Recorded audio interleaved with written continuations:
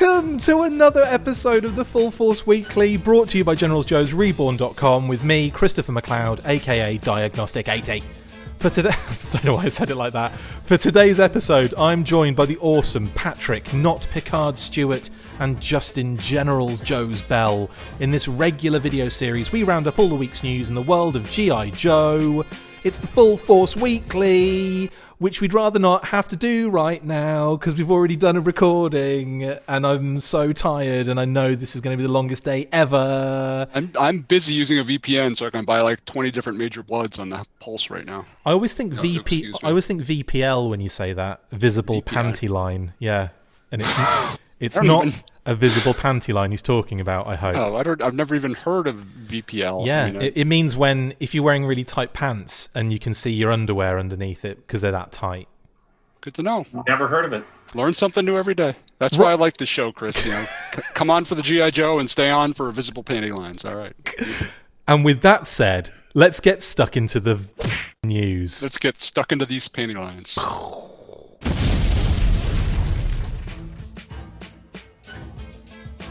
In Super7 news, yes, unbelievably, Toy News International has found listings for G.I. Joe reaction figures from Super7 in Target's internal system. They will be $17.99 each, and it looks as though there will be quite a few of them. We actually have the character list in front of me. It doesn't do us much good, Chris. No, it doesn't. And I'll read them out here. So, Wave 1, Real American Hero Snake Eyes, Cobra Trooper, H-Back Dark Brown. I'm guessing that means H-Back is the harness or the web gear he's wearing, and Dark Brown possibly skin tone.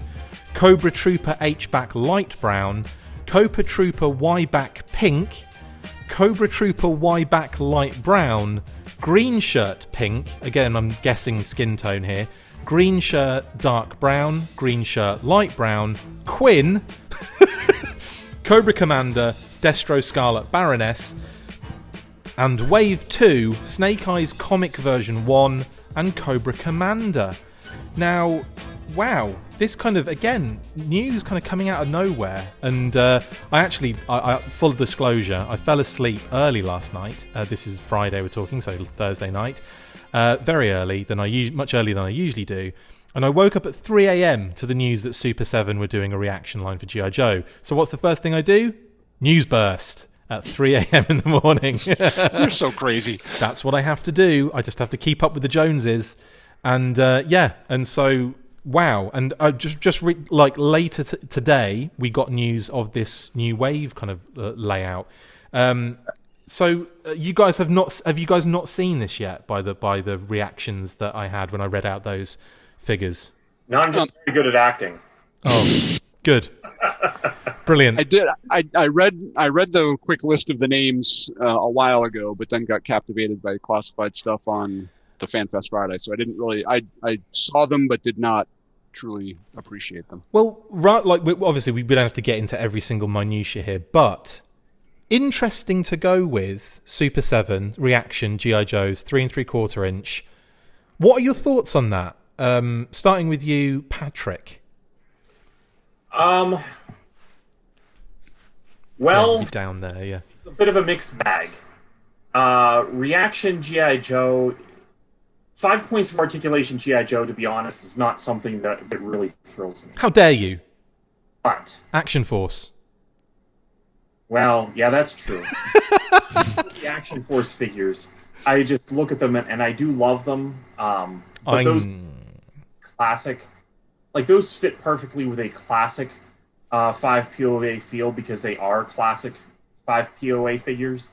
And there's a nice transition from Palatoy doing the Kenner Star Wars to Palatoy doing the G.I. Joes, that they really bridge a gap, and they have a specific spot in toy history.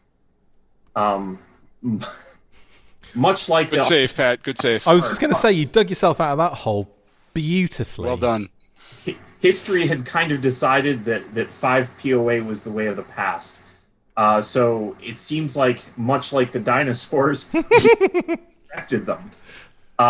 But not in a bad way. There are a lot of things that have been good.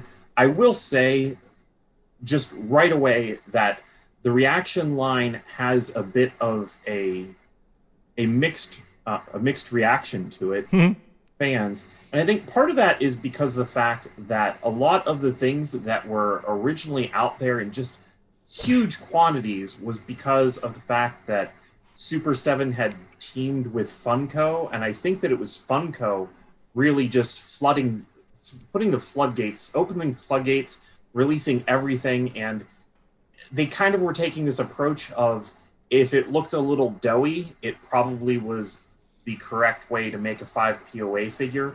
And a lot of those didn't really look great to me. Then you had Super 7 released the worst, and a lot of those really looked cool. The card art got a lot better. Yeah. Essentially, I think it was whenever Super 7 took over again and was just doing things on their own.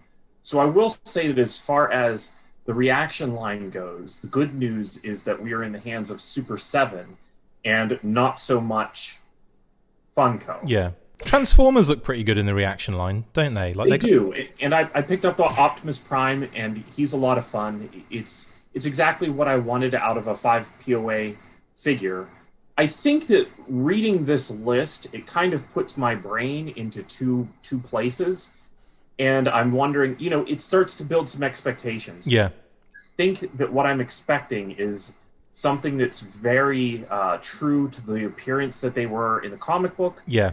True to the appearance that they were in the cartoon. Yeah, 100%. This is definitely cartoon and comic book related, isn't it? It is. And as soon as you started reading off those Cobra Troopers, I started picturing like the backs of the harnesses, almost that as a way of differentiating the Cobra Trooper and officer. Yeah. The Y back or the H back. But I'm also picturing those very wide collars on the shirts. Yeah, yeah. Tunes. So there's going to be a little bit like that. I'm curious to see how the sculpts look. I really do think that the thing that I would love still would be O-ring Joes that have these classic looks.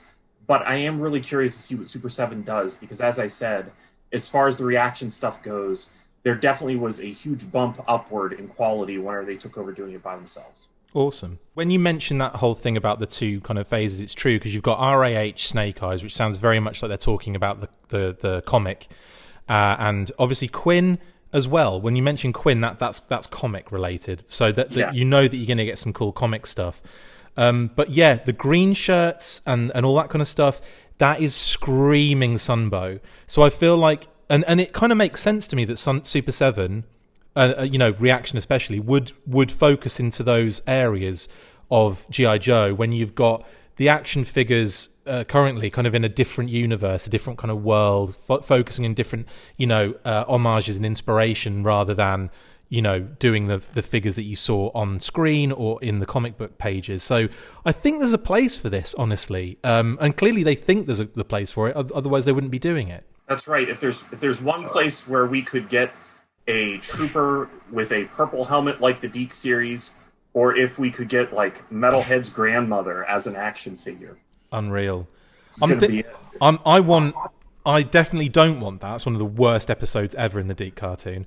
But I want the Spy Who Rooked Me, the spy in that. I think I would love that figure, especially if he came with like a really cool car. How amazing would that be? That's another thing, actually. Do you think they'll do vehicles? If they do, it would be a good thing, because Super 7, again, you kind of just need to look at the mindset of the company, and that Super 7's putting out things that wouldn't come out otherwise. Yeah. So if they did some vehicles, I wouldn't expect to see Vamps and his tanks and Ram cycles. I would expect to see, Metalhead's grandmother's car, and Metalhead's grandmother's car, exactly. Some really crazy stuff. Like we're like, wait a minute, that's weird. It'd be that. I've got one for you. Flint's red sports car. Flint's vacation. Like that, yeah. And Flint in the tee with his beret on still, and the slacks, the chinos. That would be an amazing Flint figure with the car. I would love that shiz. It would be really nice if the design style of these was nice enough to pop some of the heads off and put them on some of the old Joes. Good point. bit of custom action going on here, and also you've got to figure as well, if they are doing quirky vehicles, well, we don't know what they're doing vehicles wise, but if they are going to do kind of vehicles, how they would marry up nicely with the vintage O-ring stuff. So there's that you've got to kind of take into consideration as well. Maybe they might not fit necessarily for like retro, which is, you know, a slightly bigger figure, but they might be taking that into consideration. Justin, what do you think? Do you think we'd see vehicles that would maybe accept figures from the rest of the G.I. Joe kind of line currently? It's possible, and I think that might be one of the only things they could get away with, because I think Hasbro's got to be careful kind of what they let Super 7 do, and if they start letting them do, you know, vamp vehicles in a 3.75-inch scale, what's that do to their retro line that they're trying to produce? So, I mean, I don't think they want to create too much competition for themselves. But yeah, I mean, that would kind of fit with the whole quirky vehicle idea, where Super 7 would do stuff that Hasbro wouldn't normally do themselves. So that's entirely possible. I think there's a lot of potential for fun stuff. I don't see myself going real heavy into this line, like Pat said. I mean, the beauty to me, even as an 8-year-old kid, of G.I. Joe was that they moved in ways that other toy lines didn't. You know, I mean, so it's just interesting. I can see them from kind of a display, from a nostalgia perspective, sort of going back to a 5 POA sort of thing. But in my mind, a more effective sort of vintage G.I. Joe would be an O-ring style figure, which they clearly don't seem to be all that interested in doing. Maybe there's interest somewhere, but the 5 POA just doesn't really feel like a vintage Joe to me, because that's not how vintage Joes looked. I can understand it for something like Star Wars or something like that, because that's how they were presented originally. But on the flip side, the reduced articulation probably gives them a little bit more wiggle room for tooling budgets, for sculpting and stuff like that. So, like you guys said, they may be able to do some more unusual stuff, which could be interesting. I mean, I'm pretty shocked that Quinn would make it into a first wave assortment of any kind of figure line like this. It's really cool. Yeah. And I'm interested to see how he looks. You know, whether or not I buy a whole bunch of them, I'm not sure, but I think it's an interesting idea. I definitely see that as a pro, going with characters that aren't necessarily, you know, brought out every 5 seconds. You know, by the way, we just got a new Roadblock and Snake Eyes, by the way, lads. But Quinn's on the way to soften that blow. Yeah. I say blow. Those are 2 amazing figures. What am I talking about? Well, it's interesting, and I'm seeing it definitely from a point of view of the other aspects that could be brought into it. So not necessarily just the figures themselves, but where we have just talked about vehicles and little things like that. Maybe that could be a really awesome way to start, like, helping you build and create things for your vintage line of figures as well. So that's something I'm kind of looking forward to seeing what they do, because we're clearly going to get some sort of reveal in Yojo June. I don't think they were expecting people to know about it through the target system internal information just yet, but that does seem to be where we get a lot of our information from early. So other than, you know, doing what Hasbro do and put code words over everything, we were always going to find this out early. So I wonder if like buying Milky Way on Amazon about 15 minutes ago. That was hard, wasn't it? How many did you manage to get? One, Justin? I did. Mission Milky Way. Grabbed one Milky Way off Amazon and then a regular Roadblock off Pulse. We'll see. Pat and I were on the call together, sweating, weren't we, mate? And I've never seen Pat so angry. Bloody hell! Oh yeah, I was getting upset. I kept on clicking on the thing, and it's like, "Do you want to add this to your list?" No, I don't want to add it to my list. I want to add it to my cart and add it to my house right now. I want to add it to my collection, please. Yes. So, anyway. Well, I had to go through a few complicated steps, because my 11-year-old, the way she does what she wants for her birthday is she adds like 50 things to the Amazon cart to make it nice and easy for us. So I added it to my cart, and then I had to go through and click like 30 save it for later, so I didn't buy her entire birthday list all in one shot. But by the way, I got the Roadblock, but I also bought the kids all of their presents for the next 6 years. Exactly, yeah. That's actually not a bad plan, actually, Justin. But she wants an Oculus, so I mean that would have been a pretty expensive Amazon order. But... anyway, impressive and interesting and very cool news to break for our weekly, which we were we actually had very little to talk about because obviously the fan reveals were Friday and we did a special episode, which you've already seen, hopefully. Hopefully I got that edited in time. It's going to be a right pain in the douche when I do that. But anyway, let's move on then. And Pat, you're going to have to just shift to the side a little bit and cover your mouth and ears while Justin and I ponder some movie news.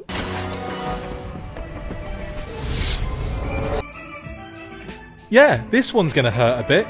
The release date for the Snake Eyes G.I. Joe Origins movie in the UK, Ireland, Sweden, France and Russia has been pushed back to late August. Yeesh. Yep, the United Kingdom, Ireland and Sweden will all have to wait until the 20th of the month, almost a full month after the release date in the United States on the 23rd of July. Russia will have it a little better with the 19th and France even more so with the 18th. But my word, that is a bit of time to wait after the majority of the rest of the world has seen it. No official word on why this was done, but I'm sure COVID restrictions are playing a part in there somewhere. Justin, how much does this actually suck for our brethren around the world? Yeah, it does. It really sucks because, I mean, just everybody's getting so excited about, it was supposed to be October and then it got moved up to July and everybody's like, oh, that's awesome. And now it's like, well, just kidding. It's actually back in August. And JK lol. Yeah, I don't know. It certainly doesn't help the whole feeling of, what are we dealing with here by the jumping release dates. I mean, it is just a month. It's August, so it's still earlier than October, which is good. Yeah. And likely a lot of it is outside of Paramount's control. But yeah, it does suck. I mean, I know we obviously know a bunch of folks in that part of the world, and a lot of those folks are really looking forward to seeing the movie. So, unfortunately, they have to wait just a little while. You're talking about our Russian friends, aren't you? Exactly. Yeah, all our Russian and Swedish friends. So many of them. Yeah. It sucks. Again, what can they do? Probably not much. I guarantee that's the international theatres probably enforcing that particular that date. But yeah, really, a bit of a shocker, especially when I believe the UK and Ireland are going to be lifting restrictions in July. So it's by the time that the film would have been coming out, those restrictions wouldn't be in place. So I'm hoping that maybe, some things get wiggled around a little bit closer to the time, but we'll see. Hopefully you don't have to wait that long. I know I would be so upset if I was in the UK right now. You'd be flying over here to the US. I would definitely be flying out to watch that movie. That would be like a couple of grand well spent, wouldn't it? Imagine leaving that film and just being like, that was the worst film I've ever seen. Yeah, imagine doing that for G.I. Joe Retaliation and then leaving the theater and going like, what have I done? I'm going to say that's not going to happen because, I'm an absolute fanboy for this movie, no matter what it turns out to be like. And I love Henry Golding and all of the cast that are involved. So, yeah, really looking forward to it. It sucks, but don't worry, guys. You'll be able to stream it illegally, surely, when the US. I'm kidding. Don't stream it illegally, but I really do hope there isn't, because I mean that is a concern, isn't it? Because you're talking a month. Yes. That's going to be available. Yeah, I mean, a lot of people have a misconception about, and I don't want to get on my soapbox about internet piracy, about how people just want to save $7, and it's not always about saving money. It's about access to the content, and some people want to be able to see movies as soon as they're available without having to try to coordinate a theater visit or whatever. So yeah, I mean, it's unfortunate. It's not the right way to go, especially if you want to support. You want to support this film. It's a G.I. Joe movie. You want to make sure it makes as much money as possible. So. Yeah.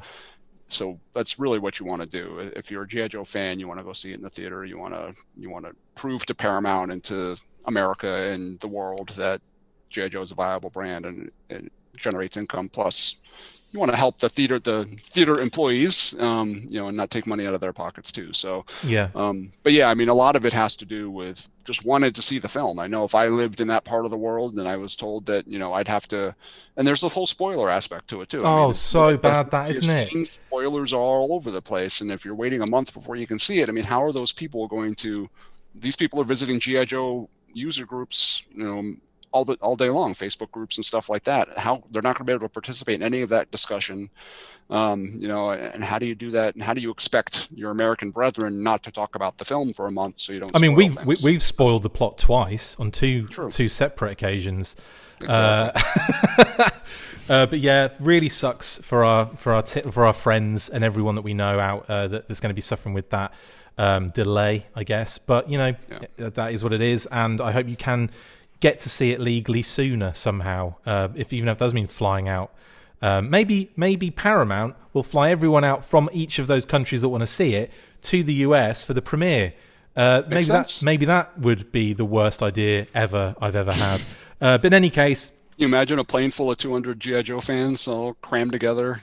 Mate, why would you make me think of that right now? And now I would just dive it into the sea. Just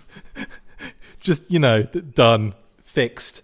Anyway, that is the movie news for today. We're actually going to nip on over now and speak to two very important guys in the Kickstarter realm who have successfully funded Total Action Force: The Battle Years. Yes, we're talking to Paddy and Brian next, and then we'll be back in with shout-outs to see Pat. So off to Paddy and Brian first.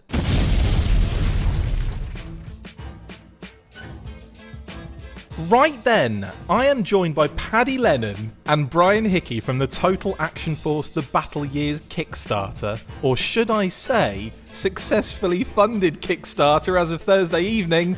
Lads, congratulations. It looked like it was going right down to the wire, and then boom, it just took off. You ended up funding at, and I've written all of the different currencies down here, awkwardly out of the way, 31,671 euros, 27,169 pounds, and 38,480 United States dollars. How on... I mean, dollar sounds way better, doesn't it? But I mean, phenomenal achievement. How does it feel to be successful Kickstarter humans? Oh, well, it's amazing. It is absolutely amazing. Like, we went into this, Chris, we were blind, optimistic, unprofessional, we were hopeful, all those things. Didn't care. Yeah, I know what happened. We had a great start to the campaign on the first day. First 48 hours amazing. Were great. Yeah, it did level out quite a bit for the couple of weeks in the middle, and then at the end, it slowly started to to pick up again. How slowly? How slowly did it feel? It was a nail biter. 14 times an hour, it feels really slow. Yeah, big time. And that's the thing. Yeah, I was really anxious, really nervous, and refreshing constantly. I can only imagine what you guys were going through at that point. It's yeah. I mean, we were on tenterhooks for sure, but there was fantastic messages of support coming in, on Facebook.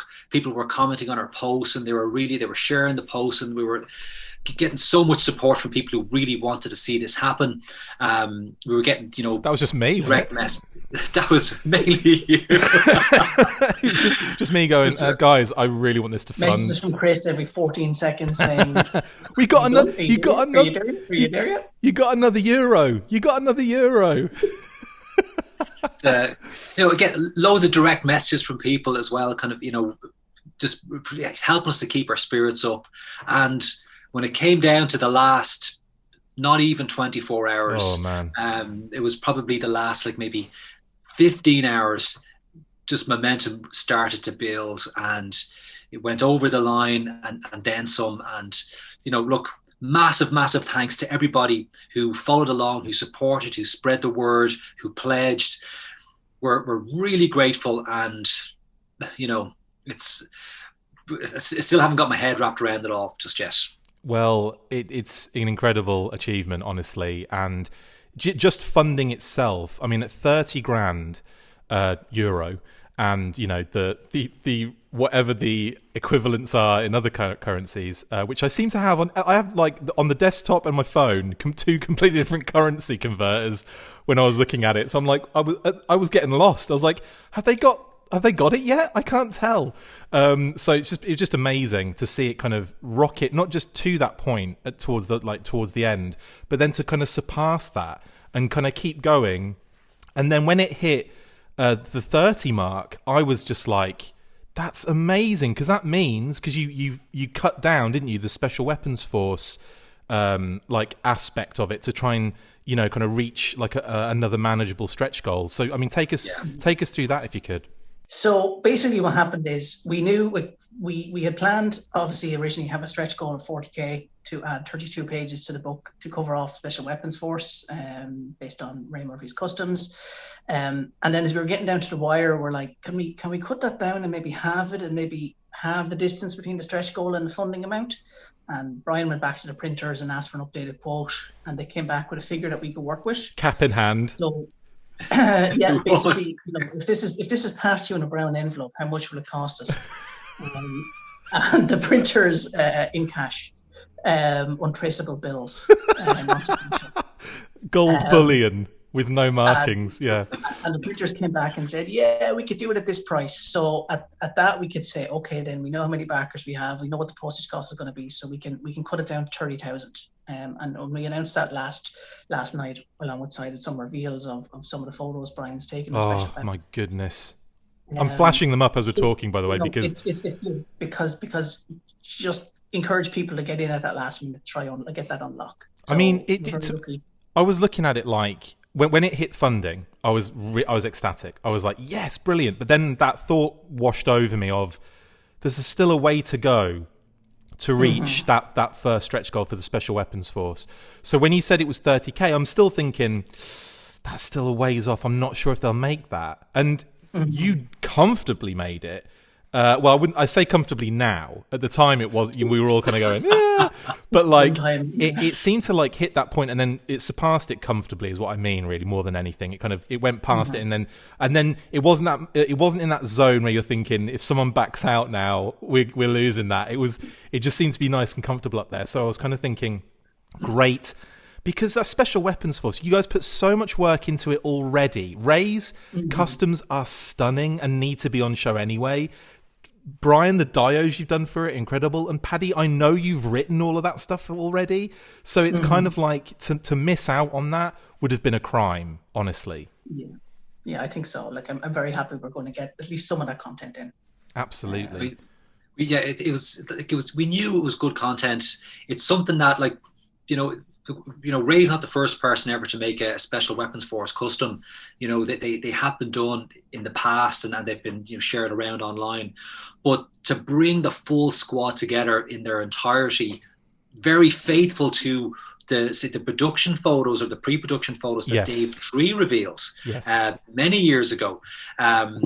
You're showing his age. Never been done before. You're showing his age there, Dave. Poor Dave there. Well, as we know, Dave Tree, he's still younger than me. That's okay. That's true, actually. Yeah. Or is he? I feel like Dave he's older than like time itself. I feel like he's like a doctor. Like the Highlander. Yeah.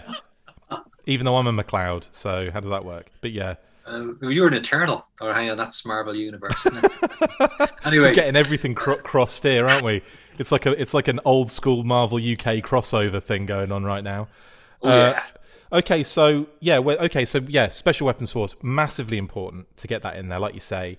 And I mean, what's the book going to look like for backers now? What did it kind of end up looking like? You know, like how many pages? What's going to be kind of included? That kind of stuff. So now up to 192 pages, which is nice chunky volume for everybody. Big old book, yeah. So we'll have all of my interviews with Palatoy staff. So I've managed, we interviewed Bob Brecken, and that's a pretty extensive interview. John Holmes, who was, I believe, was he tooling manager? Yeah. Manufacturing manager. Yeah, that's right. Sorry. Dave Barnacle, who was the packaging designer. Fantastic. For Roger Morrison. And Roger Morrison, who was tooling manager. Friggin' all-star team. So we have those interviews looked in there. I finished the last one of those last week. We have all of the character bios for the Series 2 figures.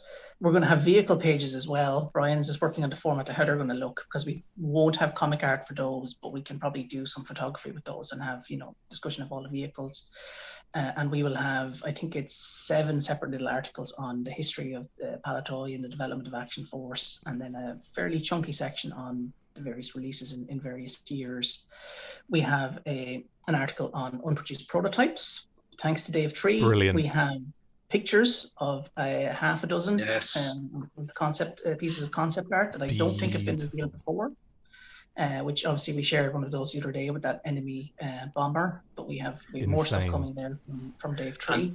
And Bob Brecken actually has also been in touch since the campaign funded and has offered to give us access to some of his pre-production photos and sketches that he has in his personal collection. Bob, you absolute star. What Dave has contributed as well. So that's going to be a really special section in there.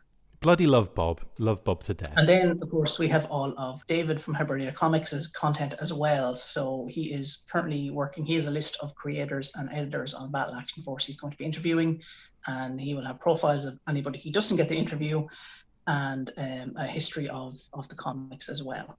So fantastic. I think it'll be a fairly chunky book in terms of word count and so on once it's all put together. It's absolutely fantastic. There's going to be a lot in this that hasn't been, obviously Action Force has been very well covered online and social media with Blood for the Baron and then individual collectors and obviously with the Full Force podcast. But there's going to be stuff in this. Anytime, buddy.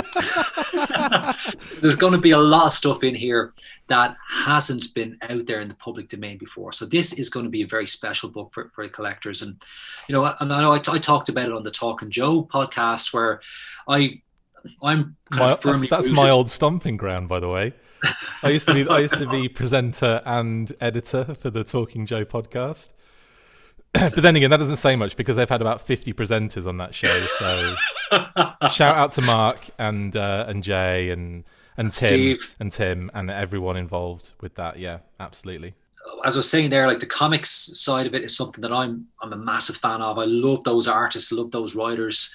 And over the course of the campaign, we didn't reveal a whole lot on the comic side of things, maybe some of the data files and artwork, but there's a great story to tell there in terms of how these two brands, the comic and the toys, came together and all the individuals that worked on it. So, this is...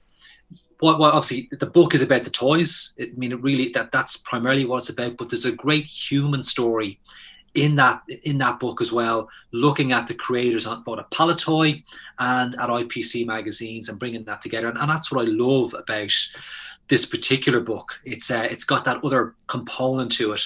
It's not just figures, accessories, variants, which will be a product-based story. It's got that human element as well, and I think that's going to make it really, really special and will resonate with people when they get the book in their hands.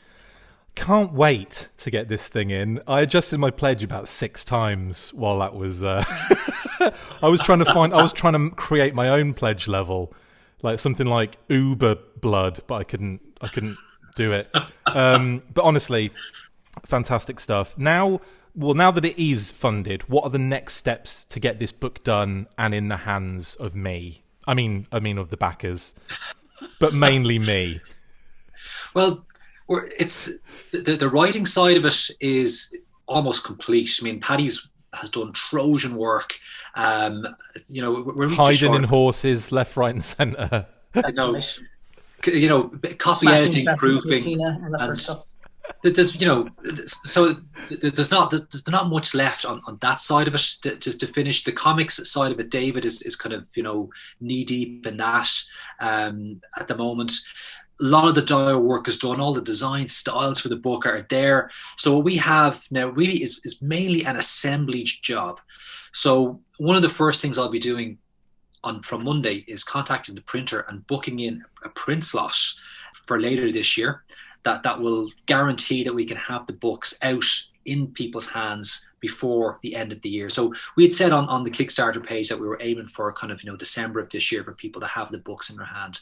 So working back from that, we're going to refresh our project plan and make sure that we have the book assembled in time. Any final bits of content, like we obviously don't have to write up some stuff for the new material that Bob has kind of only this morning offered us to include in the book. be little things like that we'll have to factor in. Some shots to finish off as well on the dial photos. So we have this production schedule which will take us up pretty much to the end of the summer, and by that point we're pretty much done, but we will want to go through a robust proofing process with the printer before we actually pull the trigger on going to print. So you got to check it, haven't you? Got to make sure that it's everything 100%. You want it to be before it goes to the final print. 100%. Because once it's printed, that's it. It's done. So we're going to make sure that the images reproduce really well, that the ink isn't too saturated on the pages, the quality of the paper, the quality of the binding. Like, this is a premium book. Hell yeah. This is highest quality print and binding that you can get. So we're going to make sure that every single I is dotted, every single T is crossed. And when that goes to print, I'll be passing it on press. And when we get I'll be seeing the final prints come off the press. I'm sure Paddy will be there with me as well. And, we're going to look at the quality of, you'll be signing everything off the whole way through. And then we'll have that kind of process then of packaging everything up safely, securely, getting it shipped, getting the tracking numbers, communicating with all the backers, making sure they get copies of the tracking numbers as well. Like, everything's been considered. This is it's really important for us to do this right. I thought you were going to say this is a semi-professional operation. This is a level above amateur operation. No, it sounds like you guys are really making sure that this gets done properly, and you'd kind of expect that too. And from what you guys have done in the past with all the other Total books, I know this is a completely different thing altogether, but I don't think anyone's had any issues with the quality of what you've put out in the past. So I think, unfortunately, you've set the bar so high for yourselves that you're going to be it's going to be torturous going through that process, isn't it? Like, absolute perfectionists that you are. Yeah. Well, look, this is how we roll. We are professionals. That's the thing. At the end of the day, I've got a 30-year career in print. This is what I do. Paddy is a professional writer, not just outside of the toy industry, but within the toy industry as well. Yeah, and specifically so. So we know, and then David obviously is a professional micro publisher who works specifically with vintage British comics. Like, there couldn't be a better team to come together to make this happen. Like, it's a dream team. So all of that perfectionism and professionalism is going to be brought to bear to make sure that that when people get this book and they're holding it in their hands, they're going to say, this was an amazing bargain. They're not going to say it was worth the money. They're going to say it was actually worth more than what I spent. Well, that's why I got two of them. And Kate got one as well. So we're gonna have plenty of these to look through and enjoy.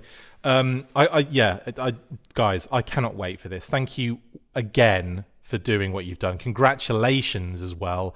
And I know you've already said this, but guys, if any of you that are watching and listening back the project, thank you so bloody much, because I personally needed this to fund. You have no idea. I mean, guys, thanks for jumping on and coming to chat with me about it. Like, really, so made up for both of you to do this, and I'm sure we'll have you on again for Full Force Antics.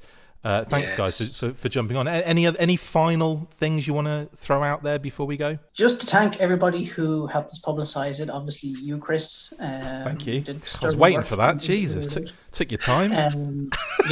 Me from Analog Toys, the guys watching Your Mind, the guys on Talking Joe, which I couldn't attend because I was drunk. Well, Brian explained why I wasn't able to go. It was off his face. And even the fact that BBC had me on during the week was brilliant, completely bizarre, brilliant, amazing. But there's been a lot of people, and again, other than the guys in the podcast who had us on, there's loads of people in the groups, encouraging us and sharing whatever we put out. Gavin Chilston, Matt Paul, Martin McCanney, Martin McCanney, all those guys were like, come on, get on board with this and so on. The G.I. Joe Netherlands guys on Twitter. Oh, yeah. And and loads of other people, too many of them to name. They were all messaging me last night when we funded to congratulate me, so it's a bit bizarre. But thanks to all those people who helped spread the word and whose enthusiasm for this really, I think, pushed it over the line here for us. Absolutely. Yeah. I mean, I have to kind of second everything Paddy said there. Like, it's hard to kind of just rattle off a list of people to thank, when you're kind of doing it in the moment on a podcast. And I know, like, we're definitely forgetting some people, but and we're still high in the moment. We've just come off the back of the campaign, but we will be we will be putting together. There'll be an acknowledgements page in the book, and rest assured, all the people who need to be thanked, they will be fully accredited.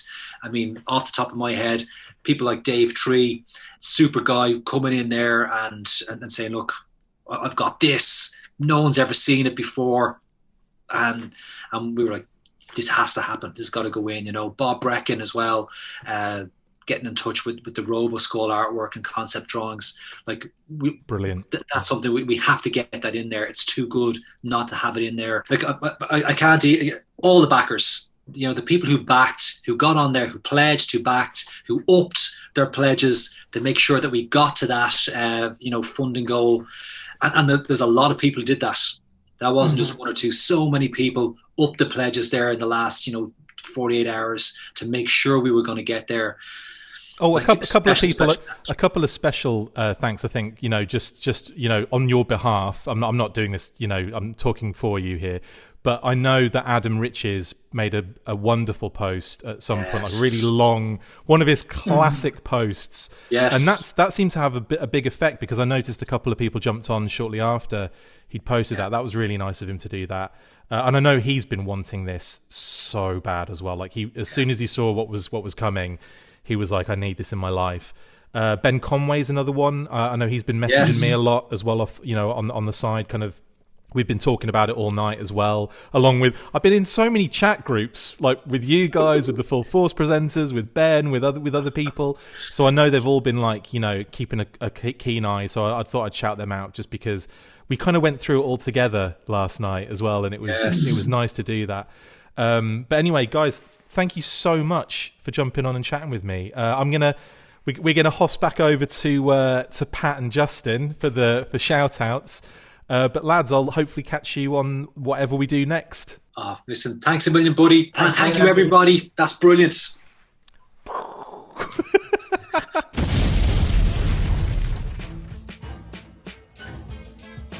Right, next up then, we have shout-outs. Happy smiley face after being really depressed just before that for some stupid reason. Pat, welcome. We've got you back. How are you doing? How was that? Doing well. I am really excited about that Action Force book. Oh my god. Yes, thrilled. So happy that bloody funded. So let's shout out to Brian and Paddy straight away. The men behind the Kickstarter book, Total Action Force, the Battle Force years, the Battle Force 2000 years. That was to be a very, very short book, wouldn't it? Like 2 pages worth. Battle Force 2000 year. Yes. It has all of their appearance. Anyway, the men behind the Kickstarter, but as I said, well done for successfully funding and joining me on the weekly episode today. Congratulations, guys. You fully deserve to fund with the amount of incredible work you both put in. Well bloody done.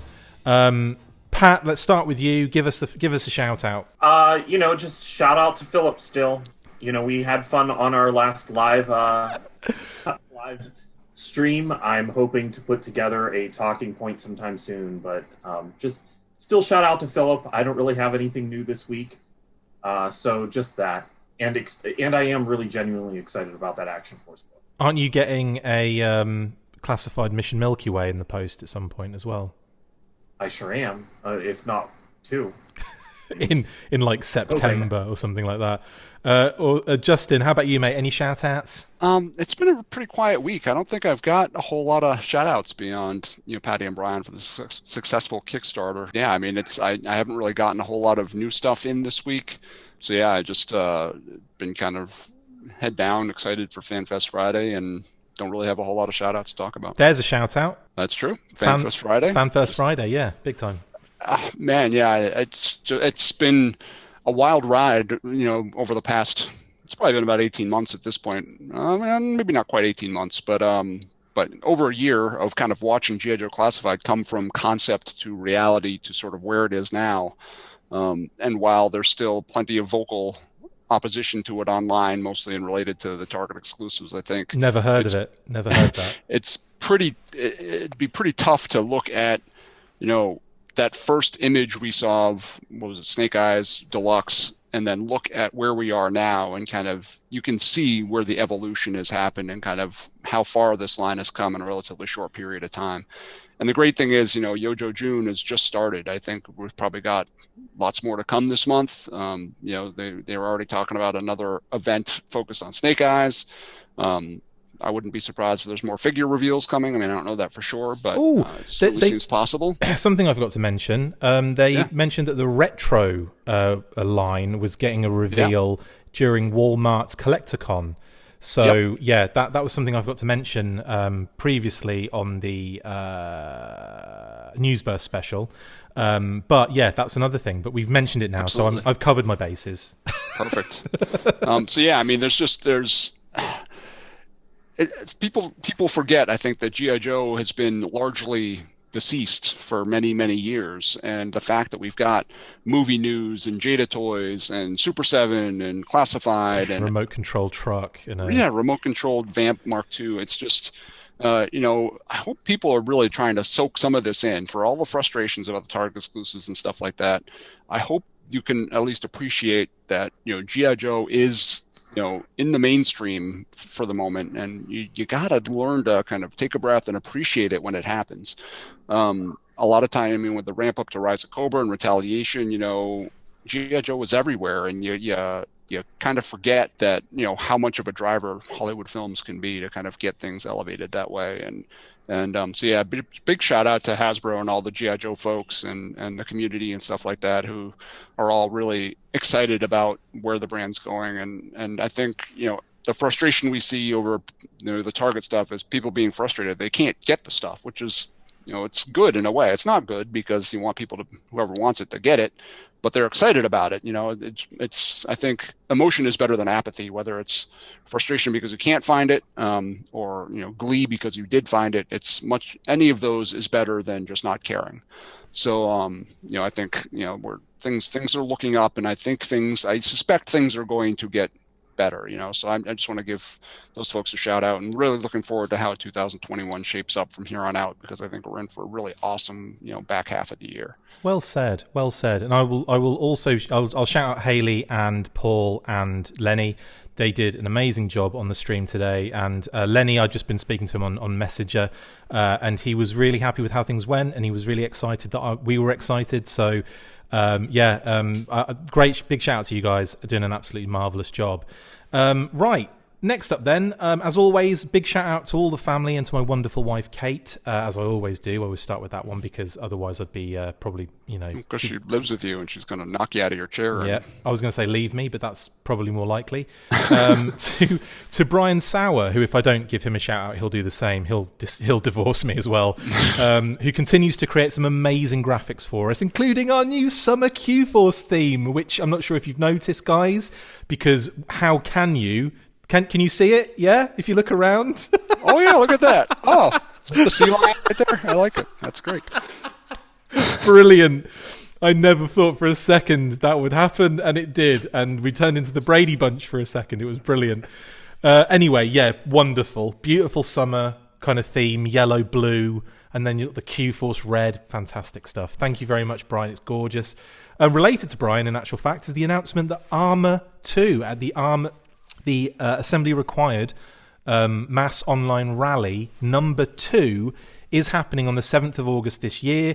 The theme for the online convention will be the Hiss versus Vamp. So really looking forward to having Brian on soon to discuss the details, and you can follow any announcements as well as check out a new piece of Joe art every day during Yojo June on the Codename Iowa Facebook page. So yeah, Brilliant. Awesome stuff. And Instagram as well. They're on Instagram too. Links in the description. Don't worry. I make sure that I've always put links in the description. Yeah, and finally, as we said last week, and we always say, we stand with the Asian and Pacific Islander communities in saying Stop Asian Hate, and will continue to do so. Follow the links in the description if you want more information or just want to do more to help.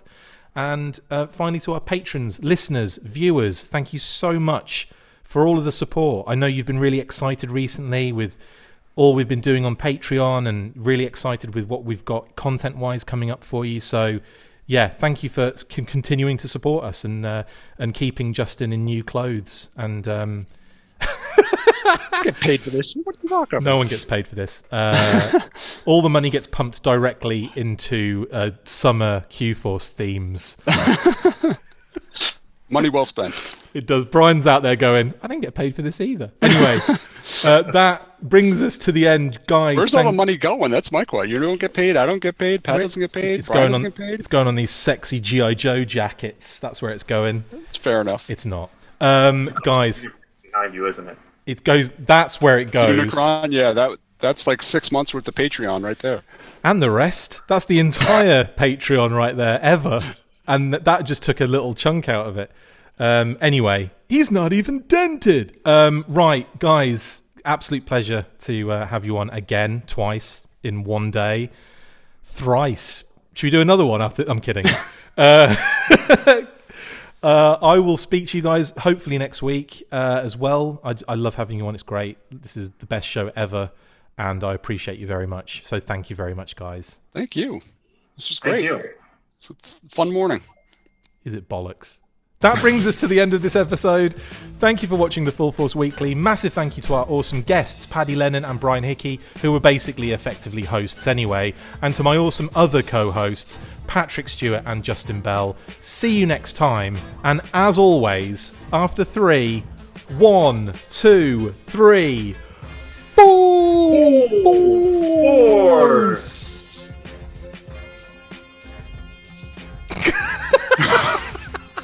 I put my arm down and everybody else had theirs up still.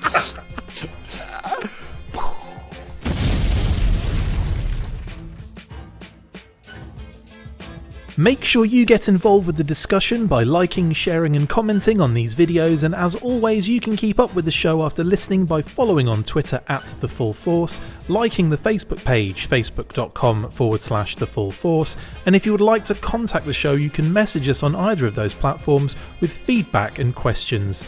We also have a Patreon page, so if you want to show your support for the show, see your name up in lights on these videos, or enjoy exclusive bonus content, then check out patreon.com/The Full Force Podcast, or click the link on any of the posts this podcast appears in. Full Force.